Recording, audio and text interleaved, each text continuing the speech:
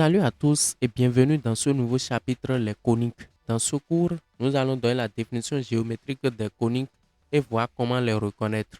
Après une introduction, nous allons faire un petit rappel sur le cône, puis donner la définition géométrique des coniques, voir les différentes catégories de coniques que nous avons, puis donner une conclusion. Comme introduction, les coniques sont des courbes que l'on obtient quand un plan coupe un cône.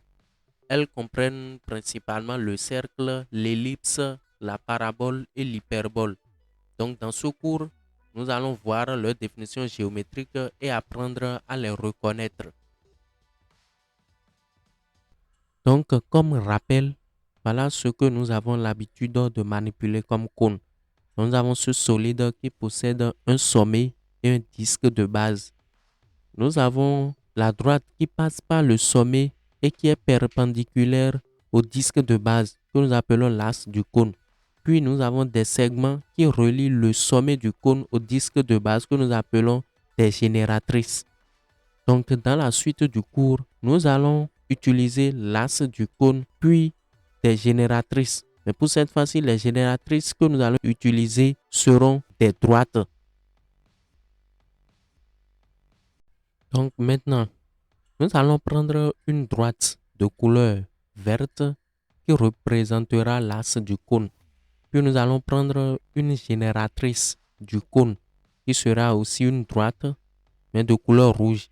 Les deux seront séquentes quelque part. Maintenant, la droite de couleur rouge va faire un tour complet de l'axe du cône sans se détacher de l'axe. Là, nous allons obtenir deux cônes opposés par leur sommet. Un cône en haut, un cône en bas. Désormais, c'est cet ensemble que nous allons appeler cône. Et le cône qui est en haut, nous allons l'appeler la partie supérieure du cône. Puis le cône qui est en bas, nous allons l'appeler la partie inférieure du cône. Donc, c'est cet ensemble que nous allons utiliser désormais comme cône. Et là où les deux se croisent est le sommet de notre cône. Donc, voilà maintenant notre cône ayant deux parties, la partie supérieure, la partie inférieure. Définition géométrique d'une conique. Une conique est l'intersection d'un plan avec un cône de révolution. On distingue deux groupes de coniques, les coniques non dégénérées et les coniques dégénérées. Les coniques non dégénérées ont des formes courbes. Elles sont au nombre de 4. Nous avons un cercle, une ellipse, une parabole et une hyperbole. La propriété fondamentale que ces 4 coniques possèdent est le fait que le plan ne passe pas par le sommet du cône. Alors prenons maintenant l'axe du cône. Nous allons disposer le plan de sorte qu'il soit perpendiculaire à l'axe du cône. Donc l'axe du cône et le plan sont perpendiculaires. Nous allons ramener le cône. Vous allez voir que le plan coupe exactement le cône de sorte que nous obtenions un cercle. Donc vous allez voir, nous avons une forme circulaire au niveau de l'intersection entre le plan et le cône. Donc quelle que soit la disposition que nous allons donner au plan, du moment où le plan est perpendiculaire à l'axe du cône et ne passe pas par le sommet du cône, nous aurons toujours un cercle. Donc nous allons faire partie le cône. Donc vous allez voir le cercle de couleur jaune que vous voyez à l'écran est l'intersection entre le plan et le cône. Donc voilà comment nous allons obtenir le cercle.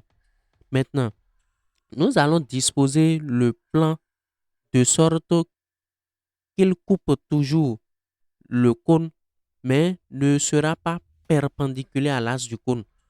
Donc le plan coupe le cône, il n'est pas perpendiculaire à l'axe du cône, ne passe pas par le sommet du cône. Donc là, vous allez voir que nous avons toujours une forme arrondie, mais qui n'est pas un cercle. Ça, c'est l'ellipse. Donc nous avons une ellipse. Dans ce cas, le plan n'est pas perpendiculaire à l'axe du cône. Le plan coupe complètement le cône. Le plan ne passe pas par le sommet du cône. Donc, quelle que soit la position du plan par rapport au cône, dans notre cas ici, nous aurons toujours l'ellipse. Donc, vous allez voir, nous avons une ellipse. Quand vous regardez bien même, l'axe du cône ne passe pas par le centre ce que nous avons à l'écran, alors que dans le cas du cercle tout à l'heure, l'axe du cône passe exactement par le centre du cercle. Donc voilà, nous avons une ellipse qui est cette courbe de couleur jaune. Maintenant, nous allons disposer le plan de sorte qu'il soit strictement parallèle à une génératrice du cône sans passer par le sommet du cône. Dans ce cas, nous allons obtenir une parabole. Quelle que soit la position du plan par rapport au cône, du moment où le plan est strictement parallèle à une génératrice du cône, nous aurons toujours une parabole. Donc voilà, la courbe de couleur jaune est la parabole. Donc voilà notre parabole. Voilà, donc vous allez voir la génératrice choisie qui est cette droite de couleur rouge est strictement parallèle au plan. Maintenant, nous allons disposer le plan de sorte qu'il ne passe pas par le sommet du cône. Il n'est pas parallèle à une génératrice du cône. Donc le plan ne passe pas par le sommet du cône et n'est pas non plus parallèle à une génératrice du cône. Vous allez voir que le plan va couper notre cône au niveau des deux parties. Le plan va couper le cône au niveau de la partie supérieure et au niveau de la partie inférieure, les deux simultanément. Donc les courbes de couleur jaune que nous voyons, c'est cet ensemble qui constitue une hyperbole.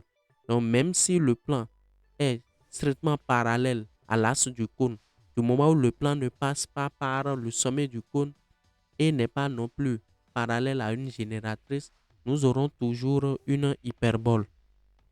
Maintenant, passons au cas des coniques dégénérées. Les coniques dégénérées sont ces coniques qui n'ont pas de forme courbe. Elles sont au nombre de 3. Nous avons un point qui est le sommet du cône. Nous avons une droite qui est une génératrice du cône. Puis nous avons deux droites séquentes qui sont deux génératrices du cône qui se coupent au sommet du cône. La propriété fondamentale que ces coniques possèdent est le fait que le plan passe toujours par le sommet du cône. Alors, sur la figure, nous allons disposer le plan de sorte qu'il passe par le sommet du cône, mais ne coupera pas le cône.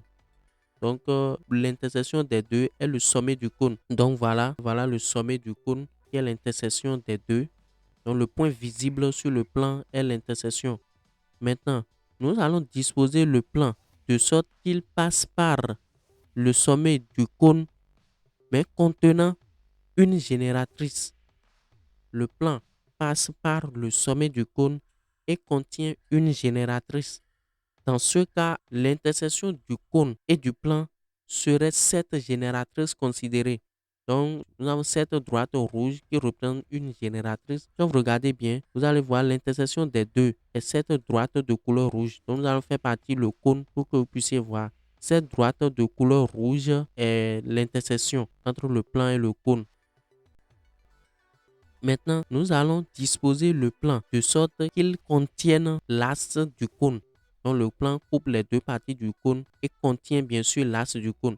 Dans ce cas, nous avons deux génératrices comme intersection et les deux génératrices se coupent exactement au sommet du cône. Donc, voilà les trois coniques dégénérées que nous avons. Retenons, nous avons vu deux groupes de coniques. Les coniques non dégénérées qui ont une forme courbe. Elles sont au nombre de 4. Nous avons un cercle, une ellipse, une parabole et une hyperbole. Dans ce cas, le plan ne passe pas par le sommet du cône. Dans le cas des coniques dégénérées, nous avons dit que ces coniques ont une forme simple. Donc, elles sont au nombre de 3. Un point, une droite et deux droites séquentes. Le point est le sommet du cône. La droite est une génératrice du cône. Puis les deux droites séquentes sont deux génératrices séquentes au sommet du cône.